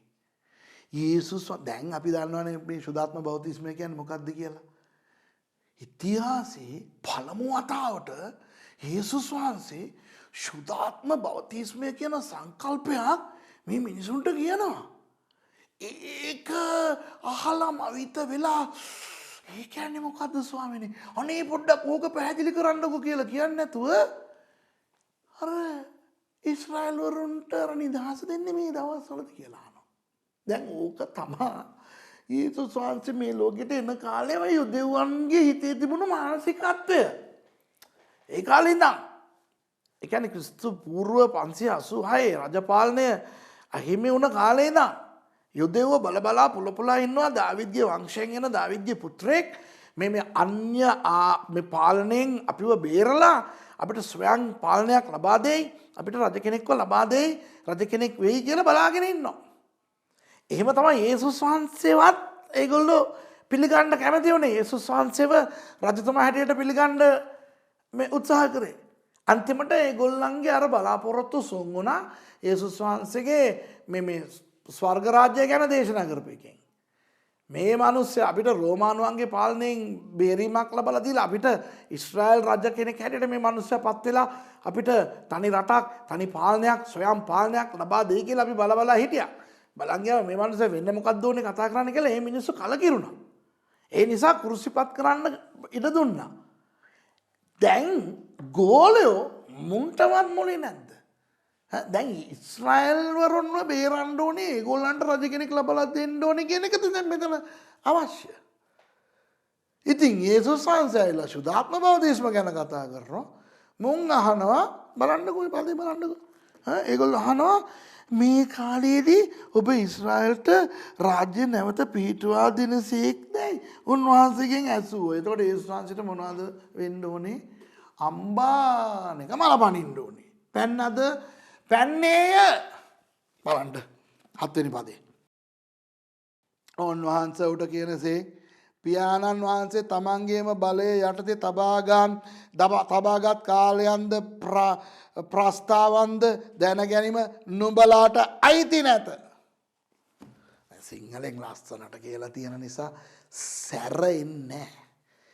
ඕකම පොඩ්ඩක් අර මගේ ස්ටයිල් එකකින් කියනවා නම් යේසුස් වහන්සේ කියනවා උයි තමුසලට වැඩක් නැහැ. උයි තමුසලට කිසිම අයිතියක් නැහැ. පියාණන් වහන්සේ කවදට මොන දේවල් දාලා තියෙනවද කියලා තමුන්ස්ලාගේ වැඩ බලාගෙන ඵලයක් හොයන්න කියන එක තමයි යේසුස් වහන්සේ ලස්සනට කියනවා වගේ මේකේ දාලා තියෙන්නේ. ඒ වුණාට ඉතින් යේසුස් වහන්සේත් බැලුවා දැන් ඉතින් මම යන්නම යනවනේ කියලා උන්වහන්සේ ආපහු පොඩ්ඩක් මෙලෙක් වුණා. අර උන්වහන්සේට ඔරොප්පු වුණා උඹලට අයිති නෑ ওই කියලා අර දත් මිටි ගන්න කියලා පස්සේ හරි කියලා තමයි ඊළඟට කියන්නේ. හරි නමුත් ශුද්ධාත්මයන් වහන්සේ නුඹලා කෙරෙහි පැමිණි කරන නුඹලා බලය ලබන්න ඕය කියලා කිව්වේ. සමහරවිට මේකෙන් අපිත් පාඩමක් ඉගෙන ගන්න ඕනේ මිත්‍රවරුනි. දෙවියන් වහන්සේට වැදගත් වෙන දේවල් අපිට වැදගත් වෙන්න ඕනේ. දෙවියන් වහන්සේ මොකක් කරේ අභිහන්තර අභිරහස් දෙනකොට අපිට ඕන දේ ගැන බලන් ඉන්නකොට අපිට ඒක දෙවියන් වහන්සේට අල්ලන්නේ. මේක මට වෙලා තියෙනවා මම මේ උදාහරණයක් දෙන්න දැන් ඔයගොල්ලෝ බලන්න පුළුවන් මේ ටික මම කියනකොට පොඩ්ඩක් අර හැංගීම් බරව මම කියන්නේ ඇයි කියලා. සමහර වෙලාවට මම ওই රටවල් ගානේ යනකොට පල්ලි ගානේ යනවනේ දේශනා කරන්න. සමහර වෙලාවට මම හොඳ ගැඹුරු දේශනාවක් අරගෙන මම දෙනවා. හොඳේ. පැයක් නැත්නම් පැය දෙකක් ගැඹුරු දේශනාවක් දීලා ඉවර කරගෙන ගිහිල්ලා ඉඳ ගන්නවා. එතකොට කවුරු කෙනෙක් කෙනවා දේව මෙහි ඉවර වෙලා. ඇවිල්ලා පාස්ටර් පොඩ්ඩක් හම්බෙන්න පුළුවන්ද? මොකද්ද බ්‍රදර් ප්‍රශ්නේ? නැත්නම් මොකද්ද සිස්ටර් ප්‍රශ්නේ? කියනවා. පාස්ටර් මට මේ කන දවස් 3ක් තිස්සේ රිදෙනවා. පොඩ්ඩක් යාඥා කරනවාද කියනකොට මට අර පේත්‍රුස් වගේ වෙලා අර කඩුවක් අරගෙන මේ ගෑණිගේ කන කපලම දාන්න පුළුවන් නම් කොහොමද? අයිසේ මම බොහොම ගැඹුරු දේශනාවක් කරලා ඇවිල්ලා දැන් ඉඳගත්තා. හරිනම් ඇවිල්ලා මොනවද කියන්නේ? පාස්ටර් අපේ ඇස් ඔබතුමා තුළින් දෙවියන් වහන්සේ විවෘත කරා. නැත්තම් මොකක් හරි ඒ ගැන ප්‍රශ්නයක් අහන්න පාස්ටර් වගේ දේශනාවෙන් මට මේ ප්‍රශ්නයක් තියෙනවා. ඒ මහන්න නැතුව මුන්ගේ කන අප්සෙට්ලු ඒකට යාඥා කරන්න ඕන. බඩේ කැක්කමලු ඒකට යාඥා කරන්න ඕනෙලු. ඔළුව කැක්කමලු ඒකට යාඥා කරන්න ඕනෙලු. සමහරවිට මට තද වුණා මං කියන පැනඩෝල් පෙති දෙකක් බීලා බුදිය ගන්න. එතකොට කියනවා මෙයා සුවේ විශ්වාස කරන්නේ නැහැ. මෙයා ප්‍රාතිහාර්ය විශ්වාස කරන්නේ නැහැ. හලෝ මං විශ්වාස කරනවා. ඒ වුණාට මේ වගේ අපි දෙවියන් වහන්සේගේ වචනාර්ථ ඉගෙන ගන්නකොට ඒකේ තියෙන මවිතත්වයේ රස විඳලා ඒ ගැන අපි මොනත් කරන්නේ නැතුව අපේ කන ගැන, බඩ ගැන, නියපොතු ගැන හිතාගෙන ඉන්නකොට මල පණින් නැත්තම් අපි මිනිස්සුම නෙවෙයි. හොඳ වෙලාවට එතන මම හිටියේ නෑ. මම හිටියා නම් යේසුස් වහන්සේටත් මම අනිනවා මුන්ට චොක් චොක් ගා. චුතාත්මයන් වහන්සේගේ බෞතිස්මය ගැන උගන්වනවා උඹලා ඊශ්‍රායල් වලට රජවරු ඕනේද කියලා අහනවා. ඒ වුණාට යේසුස් වහන්සේ ඉවසීමෙන් කටයුතු කරලා හිටන් උන්වහන්සේ ඊළඟ පියවරට යනවා.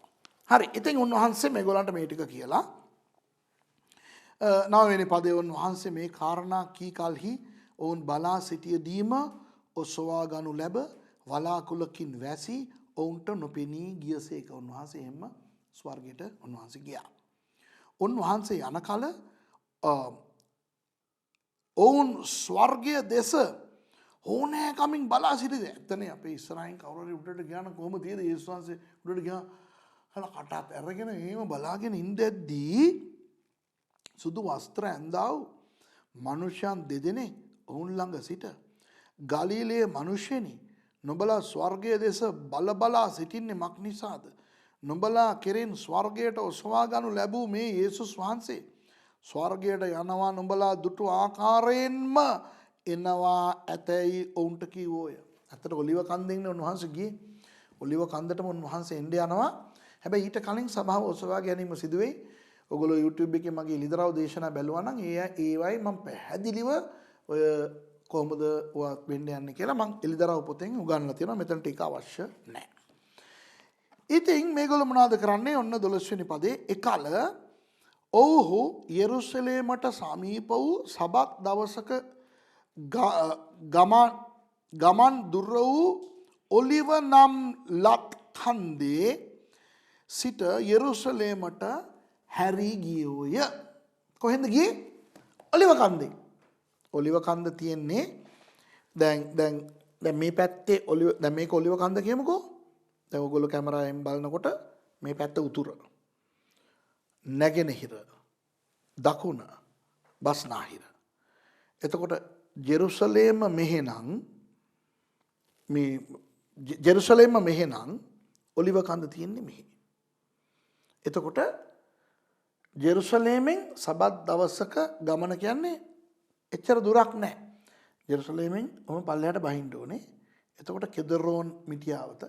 එතනින් උඩට නගිනකොට ඉඳන්ම අර ගෙත්සමනේ තියෙන එතන ඉඳන්ම ඔලිව කන්ද. ඔලිව කන්ද මුදුනෙන් තමයි උන්වහන්සේ ස්වර්ගයට ඔසවා ගනු ලැබුවේ. දැන් පැහැදිලිව මෙතන 12 වෙනි පදේ කියනවා ඔලිව කන්දෙන් ඒගොල්ලෝ ජෙරුසලේමට ගියා කියලානේ. දැන් ලූක්ම ලියපු ලූක් සුභාරංචි පොතේ ලූක් සුභාරංචි පොතේ අපේ අන්තිම පරිච්ඡේදයට අපි ගියොත් ලූක් 24 වෙනි පරිච්ඡේදෙට ගියොත් 50 වෙනි පදේ බලන්න. හොඳේ. ලූක් 24:50. උන්වහන්සේ ඔවුන් බෙතානිය දක්වා කැඳවාගෙන ගොස් තමන්ගේ අත් ඔසවා ඔවුන්ට ආශිර්වාද කළසේක. තවද උන්වහන්සේ ඔවුන්ට ආශිර්වාද කරද්දී ඔවුන් කෙරෙන් වෙනුව ස්වර්ගයට ඔසවා ගනු ලැබුසේක. එතකොට උන්වහන්සේ ස්වර්ගයට ඔසවා ගනු ලැබුවේ ලූක් 24:50ට අනුව කොහෙදිද? බෙතානියාවේ. හැබැයි ලූක් ලියනකොට ක්‍රියාපොත 1:12 මේ මිනිස්සු ඔලිව කන්දෙන් ලියන්නේ. ඔලිව කන්දෙන් තමයි යේසුස් වහන්සේ ගිහින් තියෙන්නේ. එතකොට මෙතන ප්‍රශ්නයක්. යේසුස් වහන්සේ ස්වර්ගයට ඔසවා ගනු ලැබුවේ බෙතානියාවේද? එහෙම නැත්නම් ඔලිව කන්දේද? දැන් ඉතින් මගෙත් එක ඊශ්‍රායල් ආපු උදවිය නම් දන්නවා මේක මම හෙදි කියලා දෙනවා පැහැදිලිව. දැන් ඔලිව කන්ද මෙහෙම තියෙනවානේ. ඒ මුදුන හරියට අපි බෙදුවොත් මෙහා පැත්ත ඔලිව කන්ද, මෙහා පැත්ත බෙතානියා. ගලිලේ ඉඳන් යේසුස් වහන්සේ නිතරම ඇවිල්ලා ඔය බෙතානියාවේ ලාසරස් මාරියා මාතා මතකද? ඒගොල්ලන්ගේ ගෙදර නතර වෙලා ඉඳලා තමයි ජෙරුසලේමට යන්නේ. ඉතින් ඒ මුදුනේ ඉඳන්නේ යේසුස් වහන්සේ ගියේ. ඒතර යේසුස් වහන්සේ යනකොට මෙහා පැත්තේ හිටපු උදවිය බෙතානියාවේ හිටියා.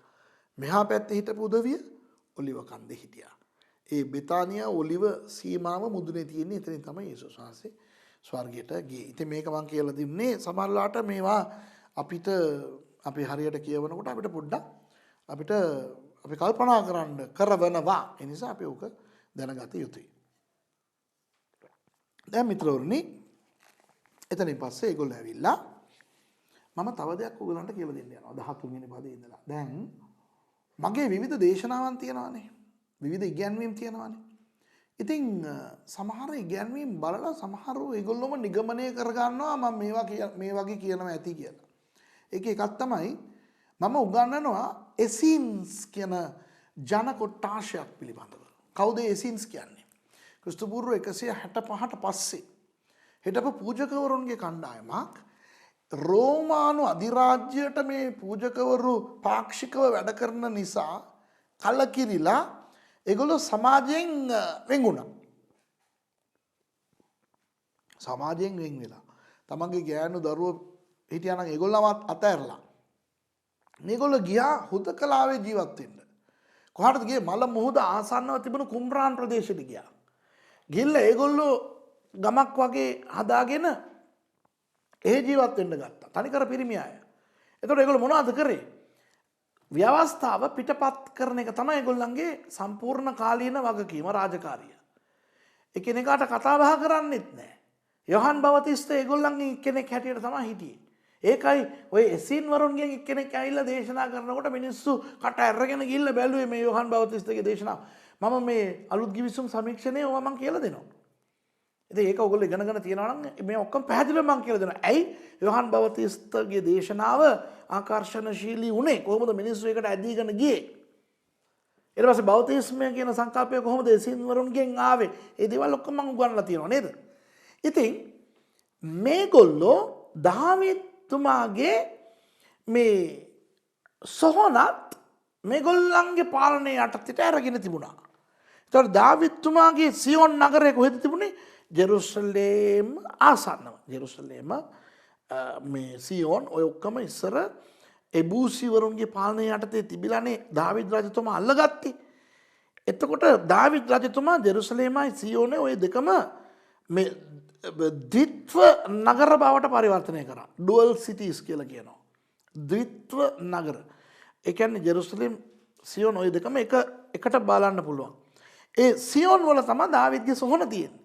ඉතින් ඒ දාවිද්ගේ සොහොන මේ එසින් වරුන්ගෙන් කට්ටියක් අරගෙන ඒක වටේ ගොඩ නැගිලි හදලා උඩු මහලක් එහෙම හදලා එතන ඒකට ගරුත්වය දෙන්න පටන් ගත්තා. අන්න ඒ උඩු මහලට තමයි යේසුස් වහන්සේ පාස්කුව සමරන්න ගෝලයින් යවෙස් ලෑස්ති කරන්න කියලා. එතකොට යේසුස් වහන්සේ කියනවා ඔගොල්ලෝ යනකොට පිරිමියෙක් වතුර කලයක් අරගෙන යන එක දකී කියලා. මොකද යුදෙව් සංස්කෘතියේ පිරිමින් වතුර අදින්නේ නැහැ. ගෑනු වතුර අදින්නේ. පිරිමියෙක් වතුර අදිනවා කියන්නේ ඒක වෙන්නේ නැති දෙයක්. එතනින් අපිට දැනගන්න පුළුවන් මේ එසින් වරු තමයි උතන හිටියේ. මොකද එතන ගෑනු නැහැ කියලා. එතකොට දැන් ගෑනු සාමාන්‍යයෙන් ගෑනුන්ට අවසර නැහැ එතනට යන්න. ඕක මං කියලා දෙනකොට සමහරු හිතනවා ඉතින් එහෙමනම් අර සුදාත්ම බෞතිස්ම ලැබුණේ තනිකර පිරිමි අයට වෙන්නේ නැති ගෑනුන්ට නෙවෙයි කියලා. නෑ. මේ අවස්ථාවේ ගෑනුන්ට ඒ අය අවසර දීලා තියෙනවා එන්න. මොකද ඒගොල්ලෝ යේසුස් වහන්සේ ගැන හොඳ ගරුත්වයක් ඒගොල්ලෝ තියන් හිටියා. මොකද යේසුස් වහන්සේ ගෝලෙන්ට කියනවා අර වතුර කල්ලේ අරගෙන යන මිනිස්සයව අනුගමනය කරගෙන යන්න. එතනට ගිහිල්ලා පාස්කුවට ස්වාමීන් වහන්සේ මෙතන ලෑස්ති කරන්න කියලා කිව්වා කියලා කියන්න. එතකොට ඒගොල්ලෝ දෙයි අවසර. දුන්නා අවසර. දැන් එතනටමයි මේගොල්ලෝ යන බලන්න 13 වෙනි පදේ. හොඳේ. 13 කියනවා ඔහු ඇවිත් තමුන් නැවතී සිටි උඩු මහලට නැගුණෝය. ඔහු නම් පේතෘස්ද යොහන්ද යාකෝබ්ද අන්ද්‍රූද පිලිප් සහ තෝමස්ද බර්තුලොමේව් සහ මතෙව්ද අල්පෙවුස්ගේ පුත්‍ර වූ යාකෝබ්ද ජුවලිත වූ සීමෝන්ද යාකෝබ්ගේ පුත්‍ර වූ යුදාස්ද යනුය. මේ සියල්ලෝම ස්ත්‍රීන්ද යේසුස් වහන්සේගේ මව් වූ මරියාද උන්වහන්සේගේ සහෝදරයන්ද සමග එක් සිත්ව නොකඩවාම යාඥා කරමින් සිටියෝය. ඒතර ගෑනුත් එතනට ආවනේ. ඒතර ගෑනුත් එතන හිටියා. සමහරව හිතනවා මම ගෑනු යන්න බෑ කියලා උගන්වපු නිසා මෙතන මේකට ගෑනු හිටියේ නෑ කියලා. නෑ. මේ අවස්ථාවට ගෑනුත් සහභාගී වුණා කියලා අපිට බයිබලෙන් ඍජුවම අපිට පේනවා. හොඳයි මිත්‍රෝනි, දැන් අද පාඩම මම ඉවර කරන්න යන්නේ මේකේ අවසාන අදියරේ කියන්නේ ඕගොල්ලොම කියවලා බලන්න. 15 වෙනි පදේ ඉඳන් මේ දවස්වලදී 120 දෙනෙක් පමණ සෙනඟ රැස්ව සිටි කල පේත්‍රුස් සහෝදරයන් මැද නැගිට සිට කියනුයේ, ඒක ඔයගොල්ලෝ කියවලා බලන්න. එයා කියනවා සහෝදරයනි, දැන් අපි 12 දෙනා අපි යේසුස් වහන්සේගේ ගෝලයේ හැටියට හිටියානේ.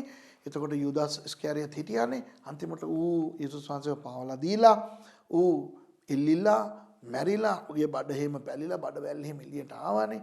ඉතින් දැන් අපිට එක්කෙනෙක් අඩු වුණානේ. අපි 11 දෙනානේ ඉන්නේ. ඒ නිසා අපෙන් මේ ඉන්න 120 දෙනාෙන් අපි යේසුස් වහන්සේත් එක්ක සම්බන්ධ වුණ කාලේ ඉඳන්ම සම්බන්ධ වෙලා හිටපු පුද්ගලයන් දෙන්නෙක්ගෙන් එක්කෙනෙක්ව අපි තෝරගමු.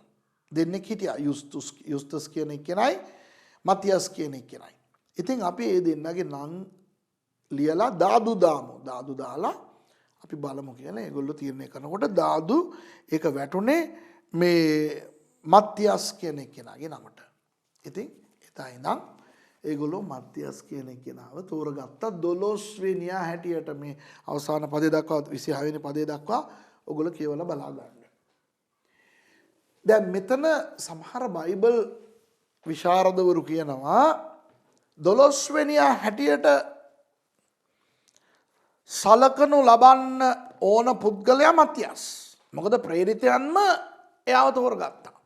එතන හිටපු 120 දෙනා ඉදිරියේ දාදු දාලා එයාගේ නම තමයි තේරුනේ. ඒ නිසා එයා තමයි දේව කැමැත්ත කියලා. දැන් මම කියනවා දේව කැමැත්තක් කොහොමද එතන එහෙම දැක්වෙන්නේ? දෙන්නෙක්ගේ නම් ලියලා දැම්මා නම් දෙන්නයින් එක්කෙනෙක්ගේ නම අනිවාර්යෙන් එනවනේ. හරිනම් මෙහෙම කරලා තියෙන්න ඕනේ. ඒ දෙන්නගේ නම් කොල කෑලි දෙකක ලියනවා. රෝල් කරලා දානවා. තුන්වෙනි කොල කෑල්ලකුත් රෝල් කරලා දානවා කිසිම නමක් ලියන්න නැතුව. ඊට පස්සේ ආඥා කරලා කියනවා ස්වාමීන් වහන්සේගේ කැමැත්ත අපිට පෙන්වන්න කියලා එකක් ගන්නකොට එතකොට දෙවියන් වහන්සේගේ කැමැත්ත නැත්තම් අර නම් නොලියපු කොලේ හම්බ වෙනවා. දැන් එහෙම නෙවෙයිනේ. මේ දෙකකින් එකක් පෙන්වන්න ගෝලෙන්ට ඕක තිබුණා. ඔය ලෙඩේ තිබුණා. දෙවියන් වහන්සේට යෝජනා දෙකක් ඉදිරිපත් කරලා ඒ යෝජනා දෙකෙන් එකක් තෝරනු මැනව කියලා කියන පුරුද්ද ගෝලෙන්ට නිකම්ම තිබුණා. අර යොහන් 9 මතකද? අර මම සුභාරංචි පොත් 4 මම උගන්වන්නේ. අර 4 වෙනි අන්දයා හැටියට යොහන් 9 මේ මිනිස්සු යේසුස් වහන්සේත් එක්ක ගෝලෝ අර එනකොට දැක්කා ඇති නම් මේ අන්ධෙක් ඉන්නවා. උපතින්ම අන්ධෙක්.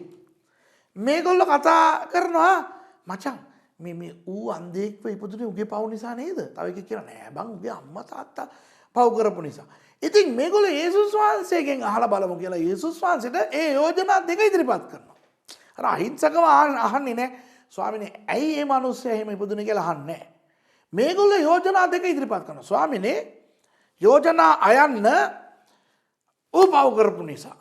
යෝජනා ආයන්න ඔගේ දෙමව්පියෝ පව් කරපු නිසා. යේසුස් වහන්සේ කියනවා අයිසේ උඹලා දීපු යෝජනාවන්ට අමතරව තව එකක් තියෙනවා. මොකද්ද? දෙවියන් වහන්සේගේ සැලැස්ම. ඒ වගේ මෙතන යුස්තස්ද මතියස්ද කියලා යෝජනා දෙකක් ඉදිරිපත් කරනවා. යුස්තස්ද මතියස්ද යෝජනා දෙක. ස්වාමිනේ මේ දෙකෙන් එකක් තෝරන්න. දෙවියන් වහන්සේට කොහොමද තියෙයිද? අරනම් කියනවනේ ස්වාමිනේ ඔබ වහන්සේ පෙන්නන්න. යෝජනා දෙකක් දීලා මේකෙන් පෙන්න. අපිත් එහෙමනේ අපේ ආඥා ජීවිතවල සමහර වෙලාවට අපිට මගේ අපේ භාෂාවෙන් කියන්නද? අපිට හොම්බෙන් යන්නේ ඔయిత වඩා දරුණේවා තියෙනවා. ඉතින් මේක කැමරාවෙන් කියන්න බෑ. අපිට හොම්බෙන් යන්නේ, අපි ඇනගන්නේ, අපිට වරදින්නේ අපි දෙවියන් වහන්සේගෙන් අවංකව අහන්නේ මොනවද ස්වාමීනි මං කරන්න ඕනේ කියලා. අපි යෝජනා දෙකක් නැත්නම් තුනක් ඉදිරිපත් කළා. ඔය දෙකෙන් එකක් තෝරලා දුන්න මැනව. ඒ කියන්නේ මේ දෙවියන් වහන්සේ මට කසාද බඳින්න ඕනේ. මට සුදුසු සහකාරියක් දෙන්න. එහෙම නෙවෙයි. මේ පැත්තේ කමලා, මේ පැත්තේ මාලා, කමලද මාලද පෙන්වනු මැනව. එතකොට දෙවියන් වහන්සේට කමලත් නෙවෙයි මාලත් නෙවෙයි සුමන නම් සුමනව අපි යෝජනා කරේ නෑනේ. ඒ නිසා දෙවියන් වහන්සේ කියන වෙනවා. අපි කියනවා දෙවියන් වහන්සේ තාම කතා කරේ නෑනේ. පෙන්වුවේ නෑනේ. කමලද මාලද කවදා හරි එක්කෝ කමලට අහු වෙනවා නැත්නම් මාලට අහු වෙනවා හොම්බෙන් යනවා. අන්තිමට දෙවියන් වහන්සේට බැන ඉන්නවා. මම නිරාකාරව යාඥා කරලා තියෙන්නේ පාස්ටර්. මම පාස්ටර් ළඟ අනුශාසනා ගත්තා පාස්ටර්. ඉතින් දෙවියන් වහන්සේ කමලව පෙන්නුවා. නෑ. උඹ රෝල් කරලා දැම්මේ කමලයි මාලයි.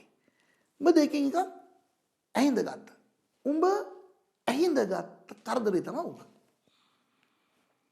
මතියස්ද යුස්තස්ද. ස්වාමිනේ මම මේ ජොබ් එක මම කටාර් යන්නද ඩුබායි යන්නද? අර අහන්නේ මම පිටරට යන්න ඕනේද ස්වාමිනේ? එතකොට දෙවනන්ස කියයි. උඹේ ගෑණිව දාලා, උඹේ ළමයින්ව දාලා, උඹේ මිනිහව දාලා උඹ පිටරට යන්න ඕනේ නැහැ කියලා කියන්න අවස්ථාවක් අපි ලබා දෙන්නේ නැහැ. ස්වාමීන් අපිට කටාර් වල දොරටුවක් විවෘත වෙලා තියෙනවා. ඩුබායි වල විවෘත වෙලා තියෙනවා. කෝකද ඔබ වහන්සේගේ කැමැත්ත කියලා පෙන්වන්න. දෙවියන් වහන්සේට ওই දෙකම කැමති නැහැ. හැබැයි අපි මේ තුන්වෙනි අවස්ථාව උන්වහන්සේට ලබා දෙන්නේ නැහැ. තේරෙනවද? පරිස්සමෙන්. අපි දෙවියන් වහන්සේගෙන් අහනවා නම් අහනෝනේ ස්වාමීන් වහන්සේගේ කැමැත්ත අපිට පෙන්වන්න වෙනවා. මේ මිනිස්සු අනාගත්තා. හොඳ වෙලාවට මතියස්ව තෝරපු එකෙන් ලොකු හානියක් පොඩි හානියක් වුණත් සිදු වුණේ නැහැ. මතියස්ව තෝරගත්තා. 12 දෙනා දැන් අම්මා සුති වේවා ප්‍රශංසා වේවා දැන් අපි 12 දෙනා ඉන්නවා. නමුත් දෙවියන් වහන්සේ දන්නවා මතියස් නෙවෙයි මෑන්. කවුද මෑන්? පාවුල්.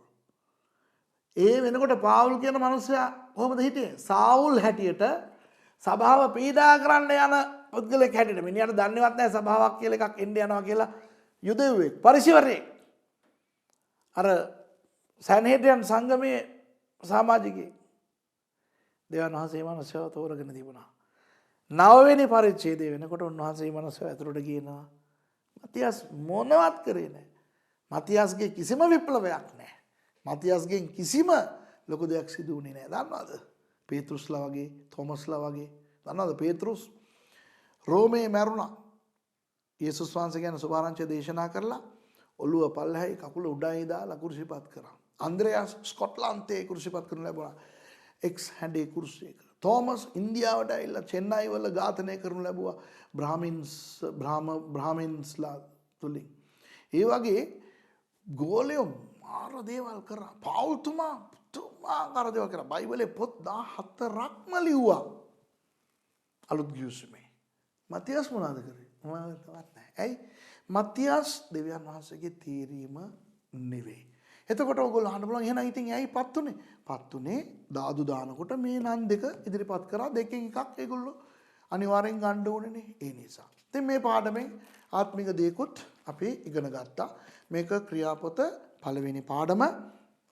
මේක අපි හැඳින්වීමක් හැටියටත් අපි ගන්න පුළුවන්. ඊළඟ පාඩමේ ඉඳන් මම ක්‍රියා දෙකේ ඉඳලා කියලා දෙන්න යනවා. කොහොමද අන්‍ය භාෂාව වැගිරුණේ? ශුද්ධාත්මයන් වහන්සේ වැගිරුණේ? අන්‍ය භාෂා කතා කරේ? මොකද්ද මේ පෙන්තකොස්ත දවස? පෙන්තකොස්ත ගැන එකක් මම කියලා හිටන් නවත්තන්නම්. යේසුස් වහන්සේ කියනවා උඹලා ගිහලා ජෙරුසලමට වෙලා හිටපන් කියලා. කවදාද ඒක සිදු වුනේ? බලන්න දෙකේ එක කියනවා තවද පෙන්තකොස්ත දවස පැමිණි කල. පෙන්තකොස්ත කියන්නේ ඕක වචන දෙකක්. පෙන්තා කියන්නේ 5. කොස්තා කියන්නේ 10. එතකොට 5 10ක් කියන්නේ 50. පෙන්තකොස්ත දවස කියන්නේ 50 වෙනි දවසේ.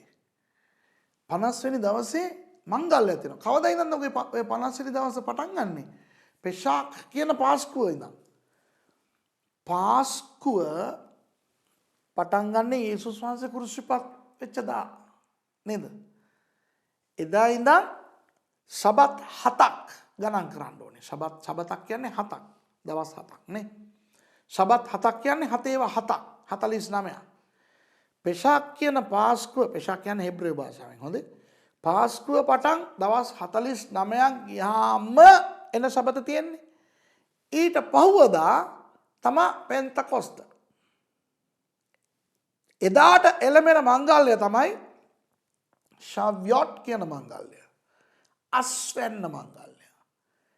එදා තමයි සභාවට පළවෙනි අස්වැන්න ලැබුණේ. මොනවද? ආත්ම 3000 ගැලවීමට ආවා. පේතෘස්ගේ දේශනාවෙන්. ඒ ගැන ඊළඟ පාඩමේ බලමු. එතකොට යේසුස් වහන්සේ කීවෙනි දවසේද ස්වර්ගයට ගියේ? යේසුස් වහන්සේ දවස් 40ක් ඉඳලයි ස්වර්ගයට ගියේ. කවද ඉඳන් දවස් 40 පටන් ගන්නෙ? උන්වහන්සේ නැවත නැගිට්ට දා ඉඳන්. එතකොට දවස් 3ක්නේ කුරුසිපත් වීම සිට නැවත නැගිටීම දක්වා 3යි. නැවත නැගිටීම සිට ස්වර්ගස්ත වුණ දා දක්වා 40යි. 40යි 3යි 43යි. 50 වෙනි දවස පෙන්තකොස්ත කියන්නේ යේසුස් වහන්සේ ස්වර්ගයට ඔසවා ගනු ලැබූ දා ඉඳන් දින 7කින් පෙන්තකොස්තය පැමිණියා. ශුද්ධාත්මයන් වහන්සේ පැමිණියා. දැන් මේ පැමිණීම සමග කොහොමද සභාව ව්‍යාප්ත වෙන්න පටන් ගත්තේ අනාදි දේවල් සමග? මම ඊළඟ පාඩමේ එනම් ක්‍රියාපොතේ දෙවෙනි පාඩමේ ඔබ හම්බෙන්නම්. එතෙක් ඔබ සියලුම දෙනාට යේසුස් වහන්සේගේ නාමයෙන් ආශිර්වාද.